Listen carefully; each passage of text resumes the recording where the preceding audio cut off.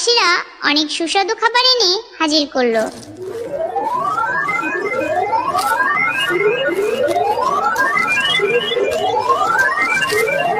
এই ছাগলের রক্তও ততটা সুস্বাদু নয়, কালকে এর থেকেও খুব ভালো সুস্বাদু খাবার নিয়ে আসবে।